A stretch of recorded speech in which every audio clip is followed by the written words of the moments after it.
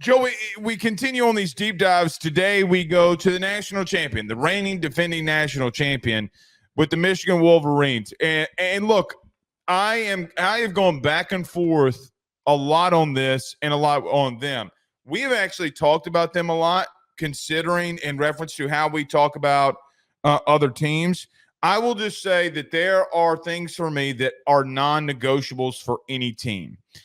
I think that what made a guy like Nick Saban so great, stay with me, is that he didn't have to rebuild. He just reloaded. And what made him so great was the situation and the scenario that he just reloaded.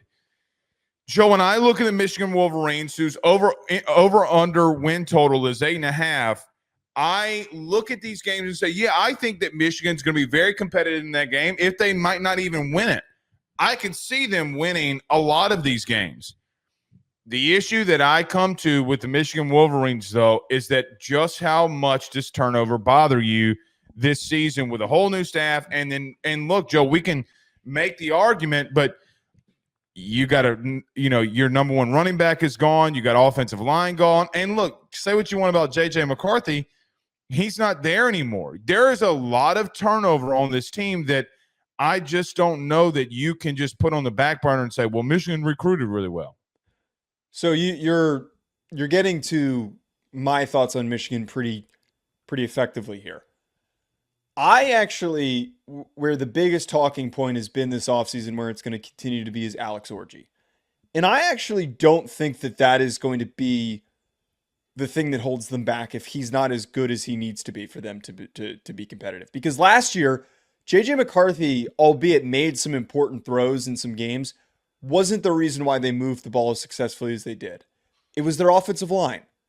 And where I'm actually legitimately concerned, I think that Alex Orji, they can figure out a way for him and Donovan Edwards to be a really effective pairing. And I think that the run game is actually going to be potentially more dynamic because Orji is going to get carries that J.J. McCarthy wouldn't have gotten last year. They're going to continue to probably use him the way that they did when Orji was coming on in the field in those sub packages. But the fact that they had, I believe, 6 offensive linemen invited to the NFL Combine, they had so many good offensive line prospects last year that the NFL wanted to see their 6th offensive lineman at the Combine.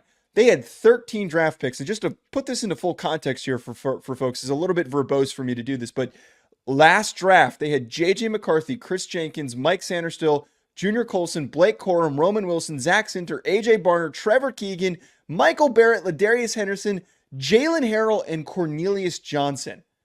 That is a lot of guys to replace. Mm-hmm. I think defensively they're going to be fine, but what will hold them back is probably their offensive line. As we said this with Oklahoma, as well as you can recruit at that position, trying to replace a whole offensive line, which not happening for a lot of teams this year in college football, trying to replace a whole O-line unit is going to cause problems, and it's going to cause problems early. They have to play Texas early, and I wonder if that's going to be a real sobering moment for them and could be a make-or-break situation where if they play well, it could be a galvanizing confidence point. But that is going to be a tough test early for them to know if that offensive line can be up to par and can be as good as they need it to be for the run game to be effective enough to lead them. I fully agree with you. I just don't know if I see a scenario early, like you got to play Texas, like you mentioned. Texas D-line, I mean, in the interior, they went in the portal and got, 4 different defensive linemen. You have a really good edge presence.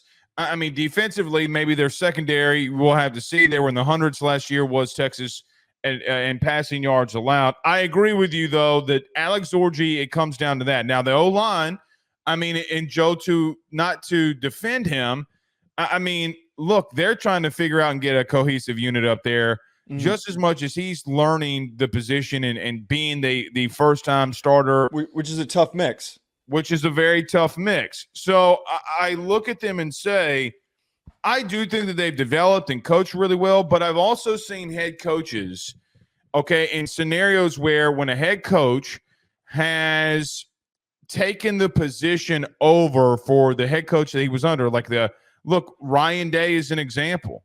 Joe, I mean, look, after CJ Stroud, what have they looked like at quarterback? Like, we've had a lot of discussions about Ohio State at quarterback. Mm-hmm. The position group that he coached, Ryan Day, has started to take a little bit of a backseat in reference to, like, look, man, you went from CJ Stroud to who? And now you have Will Howard. Like, that is the comparison that they have. The offensive line, though, I think is a different beast when you're talking about a head coach. Look, Joe, I've seen head coaches that are O-line guys that will go through the run game and they will develop. I just think it's way too much to replace offensively. Yeah. And look, I when you can't do what you did a year ago and being downhill and that physical, okay, then you're going to have to rely on the guys on the outside, and you're going to have to rely on a quarterback that can throw the football all over the place. My question becomes, could Alex Orji even do that? Now, doesn't mean you can't be creative. Doesn't mean that you cannot do some things.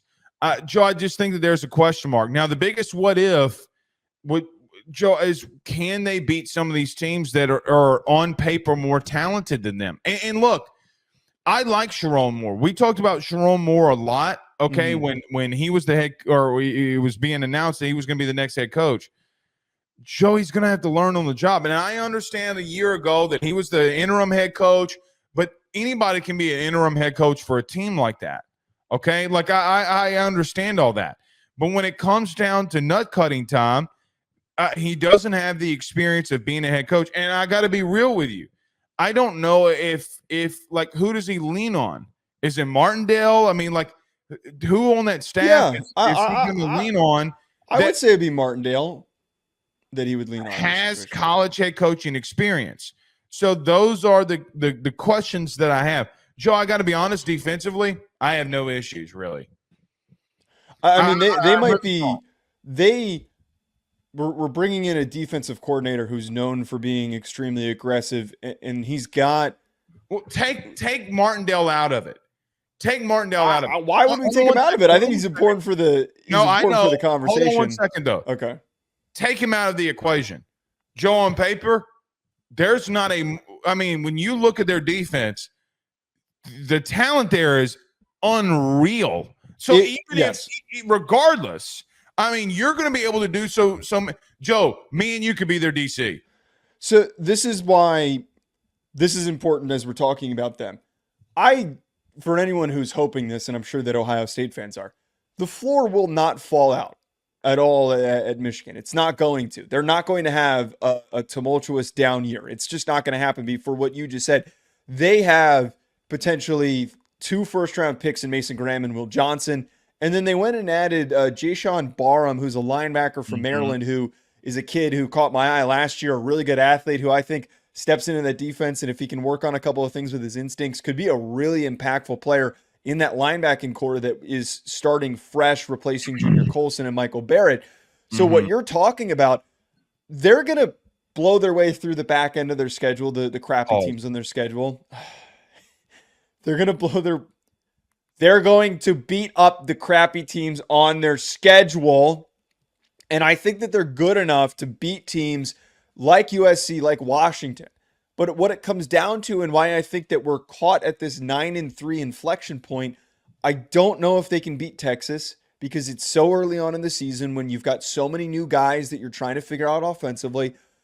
Oregon is going to be a toss-up. And if Ohio State loses to Michigan again, Ryan Day is getting fired for first of all, but I would be absolutely stunned if at Ohio State, with everything that Ohio State's coming back, they are the opposite version of what Michigan had last year, where they deliberately brought back most of their important offensive and defensive linemen. So that is probably going to be a loss for Michigan. So I keep seeing 9-3, and I think that's a really realistic thing for them to get to. I don't think Michigan fans are irrational in assuming that they're going to get right back to the national championship. I have not gotten that pulse on them, but 9-3 I think is realistic, and 9-3 could get you to the playoff. I'm not going to agree with you there. I don't think any 9-3 team is going to get in the playoff. I'm not saying it's a lock, but they might be one of the first teams out kind of thing. Now Les Austin in the chat said, Ruffino, honestly, do know. I mean, if you're going to send us comments, you need to spell better.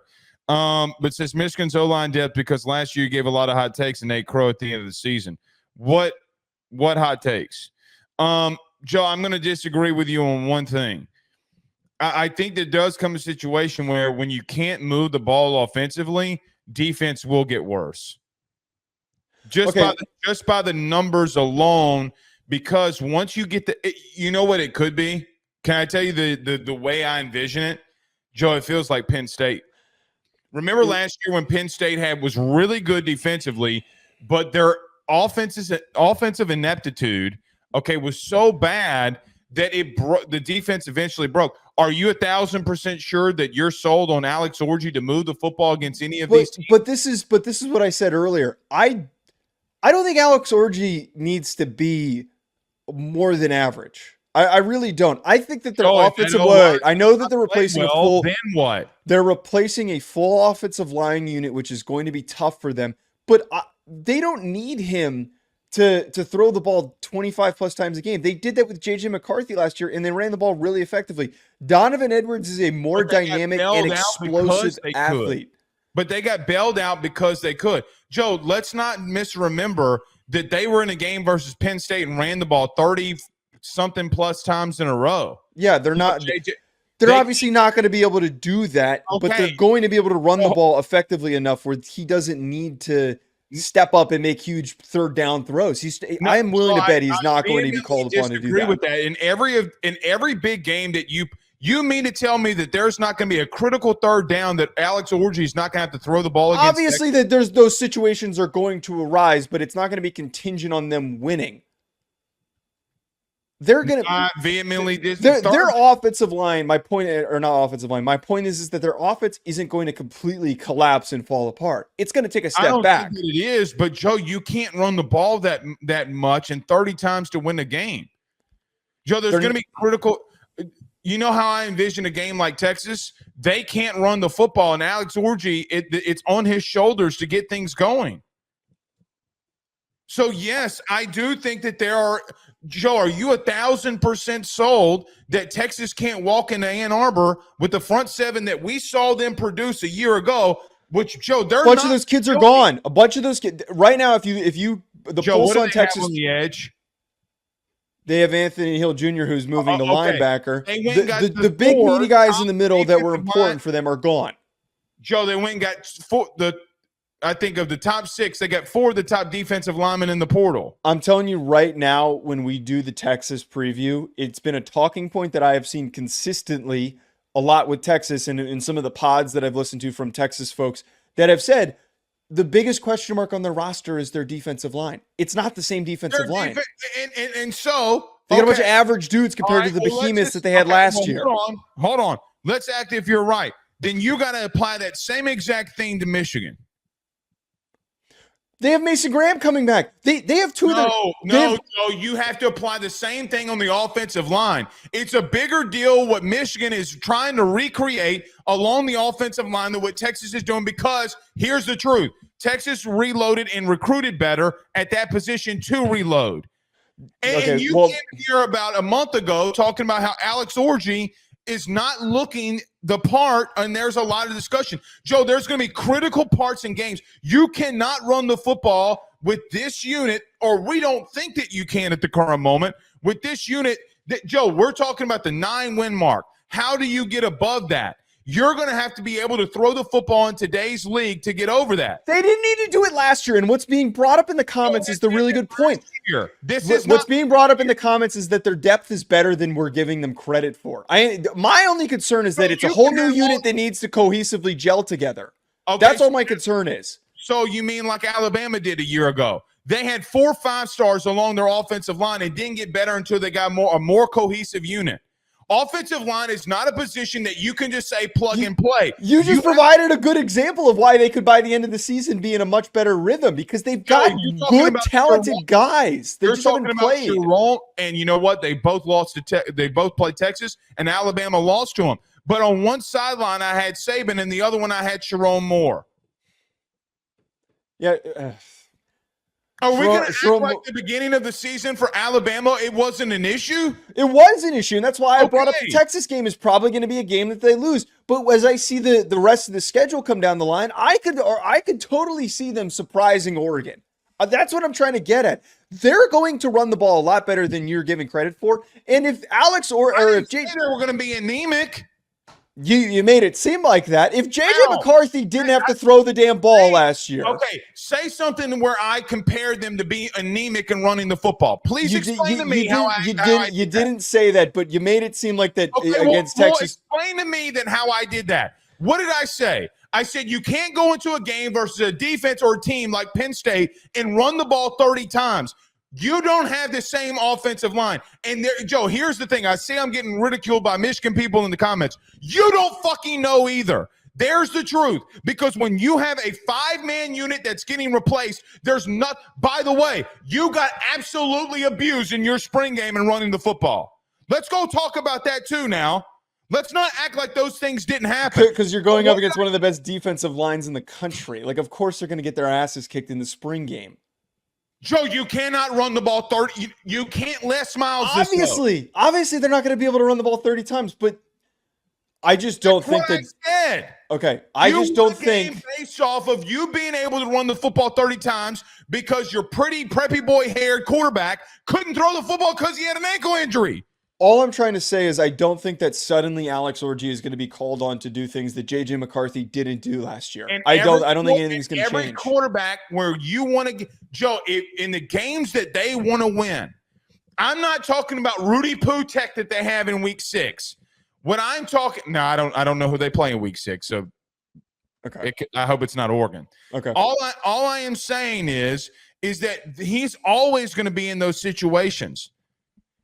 Always. Are we so easily to forget in 2022 when JJ McCarthy was out there throwing dimes in the second half? What do you mean that they didn't ask him to throw the football to win games? There were very few instances, and I'm not okay. You're misunderstanding what I'm saying. I'm not sitting here saying Alex Orji needs to, step up and have Heisman moments and that JJ McCarthy wasn't asked to throw the ball. But their offense was predicated off of running the football, opening up the passing attack by running the football effectively. There are games on their schedule, yes, that are going to make it hard for them to move the ball on the ground, which is why I don't think that they can beat Ohio State. That one's a pretty easy one for me to pick and say. So then what are you disagreeing with my take on for then? I'm disagreeing with you because I don't believe that I don't think that Alex Orji needs to be a prominent, important piece of this offense and needs to be the most important player on this offense. I see Donovan Edwards and I see Colston Loveland and I see options for them to be the focal points. The football? Who gets him the football? I'm not implying that Alex Orji is just going to airmail every single pass, though. That's not what I'm implying. All I'm saying is that he's got enough things to lean on that he doesn't need to be a 35-plus passing attempt guy that has to put the team on his back in these game situations. I think that they're going to, when they play against Oregon, for example, or if they are playing against Texas and they're behind and they need to get caught up, I don't think that Sherrone Moore is the type of offensive coordinator that is going to say, all right, screw it, we're just going to start throwing the football. They have, and as they've done in the past in close games, they've still tried to establish the run. And I think eventually they can do that. They have the depth and they have recruited well. The cohesiveness is going to be tough to overcome. But I think that their run game could get potentially more dynamic because Donovan Edwards is a better athlete than Blake Corum was. He's more explosive. We saw what he did when he took over for Blake Corum a couple of years ago and what he did in the national championship game this year. And on top of this, Alex Orji is a far better runner than JJ McCarthy. So if they're creative and aggressive enough, there could be a lot of read option that they're implementing into this offense. I think that there are going to be levels of this offense that we haven't seen before that could be potentially harder to scheme against. JJ McCarthy couldn't run the ball the way that Alex Orji can. And Orji can't throw it the way that McCarthy did. So you're in an influx. I still don't. I still stand by. I don't think JJ was as good of a passer as anyone wants to give him credit for. I just don't. Joe, mediocre. Okay, you're talking about McCarthy versus the field. I'm talking about Orji versus McCarthy. I mean, I am. I mean, bottom line is I can't believe that you're coming in here and Joe, how do you know that their offensive line that has to replace 5 dudes? I don't. Okay, so that's my point. We're not talking about on their schedule the Rudy Poo teams that they would need to play to win. I agree with you. Running the football and defense, fine. I expect them to win those games. That's not where we're talking about them here. Joe, last year, remember in the beginning of the season, they played nobodies. And we never knew what we had in Michigan until the end of the season. Okay? You're going to find out in week 2 what you have in this team. And I think that people are vastly overlooking the very common thing in college football or just football in general. Joe, when you replace an entire line of scrimmage, I don't disagree. It's okay.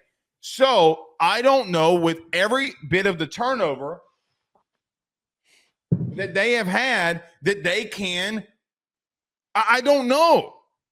I mean, that you can't have that much turnover in one side of the football and say to me, "Oh, I think they're going to be okay." We don't know, Joe. We don't know what Orgy is going to be able to do on third down. We don't know what Sherrone Moore, with not Harbaugh over him, is going to do in critical situations.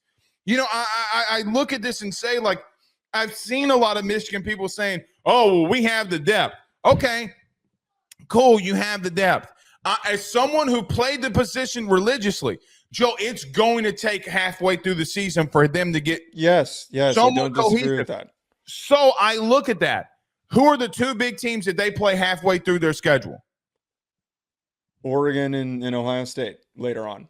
No. Texas and Oregon. Texas and Oregon. And I look at those 2 teams and I look at those 2 games and say to myself, Joe, you're not going to be able to recreate what you did a year ago. I just can't see that you can recreate it. No, they're not going to. And to reiterate what I said at the beginning, 9-3. I think 9-3 is a really good season for them coming off of all of the losses that they have. And this is what I was trying to paint this picture, but we got lost in the argument.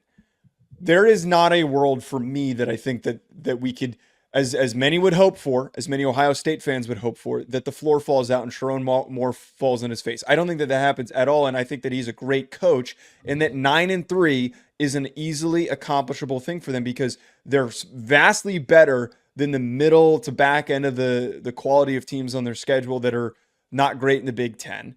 And outside of Texas, which is going to be a really difficult game, they're going to knock around USC. They're going to knock around Washington. Those are easily winnable games for them because of the way that they're structured and the deficiencies of those rosters not having the bodies on their O and D lines to compete with the physicality of the teams or the physicality of what Michigan brings to the table. And I think ultimately they could maybe shock Oregon, but they're probably going to lose to Oregon. And Ohio State would be, again, sorry, Michigan fans, but if you beat Ohio State, that would be potentially one of the bigger upsets in that rivalry if that happens. And Ryan Day will absolutely get fired. I don't see that being very likely. 9-3 is very accomplishable. And well, then maybe the third loss. The third loss, Texas, Oregon, and Ohio State would be the 3 losses. Okay.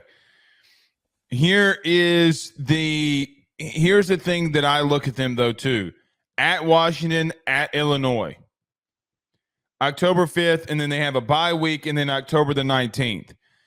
I don't think that that's a big deal because you have a bye week in between that.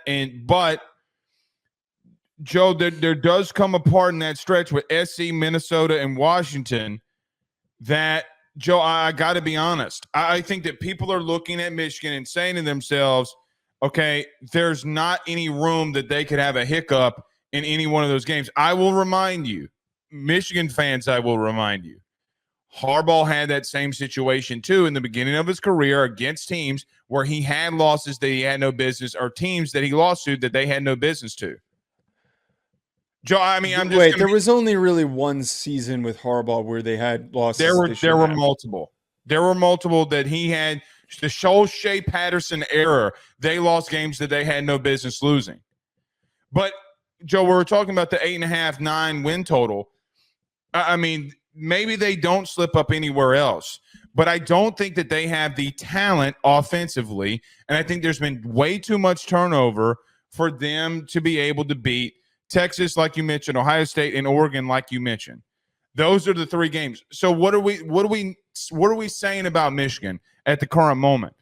So, Joe, they can beat the lower level teams in their conference, but when it comes to all the other dudes, they're not good enough. So that's basically in a nutshell what we're trying to say. Here's where I disagree with you. I don't like the phrasing of saying that they're not good enough. I just think that they're too green at those position groups, that they're going to run into walls going up against more experienced teams, which are Texas, Oregon, Ohio State. That was my whole point about in the very beginning of all this, saying too much turnover is going to beat them. It doesn't matter how good you are defensively, Joe. There are times where you're going to break. I mean, it just is. And I got to be real with you. I know you're going to hate what I'm about to say. God forbid they have a bad offensive performance against USC. God forbid. I don't think it's going to happen.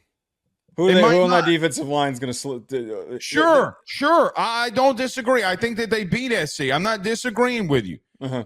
But, Joe, what if they do get in a situation where you had a lot of tough battles in the beginning of your season where you're coming off a Texas game?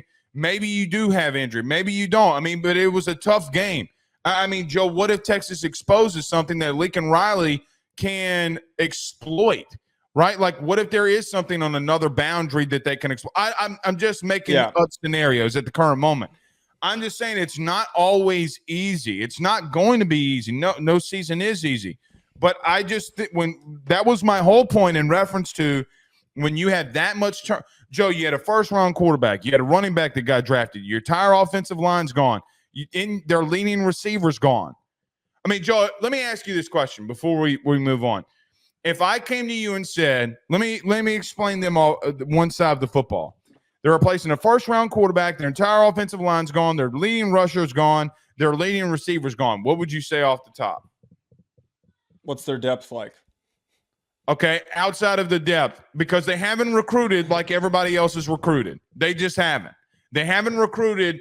They've been around a top 10 to top 15 team that's recruited. If I would tell you all of those teams or all of those things, what would you come in here and say about any other team? I don't like doing this exercise because it is there are exceptions in these situations. And okay. The exception in the situation is that the head coach that is taking over this team is the position coach for the most important position on the roster that is being heavily replaced. And he's developed and he has recruited and worked with guys that aren't the 5 stars, but are low-end 4 stars, 3-star guys. And I feel pretty good about that. And I also think one guy that we've completely overlooked in talking about any of this stuff, Josh Preeb, who they got from Northwestern, probably one of the most underrated portal ads that they're adding to this O-line. So look, there are. Don't disagree with that. I'm less worried. My whole argument, and we got to get to Iowa for the last 10 or so minutes of the show. But my whole argument here is that the cohesion will lead to problems early on in the season. But I wouldn't be surprised if midway through we're not sitting here talking about how Michigan's O-line is one of the better ones in the Big Ten. I could see them being 9-3. I also can see them losing a game that they're not supposed to because they're so green. That's the only spot that I think we disagree, is that I just don't see this scenario where they have a stupid loss. I don't think that there's a Marshall situation on their schedule. BetOnline remains your top spot for all of your live betting action and contests. NFL, college football, UFC, NHL are all in full swing. BetOnline is your number one source for wagering news, odds, trends, and predictions with both desktop and mobile access at any time. Head to BetOnline today and use promo code BELIEVE, that's BLEAV, for 50% off your first deposit. That is a 50% welcome bonus. BetOnline, where the game starts.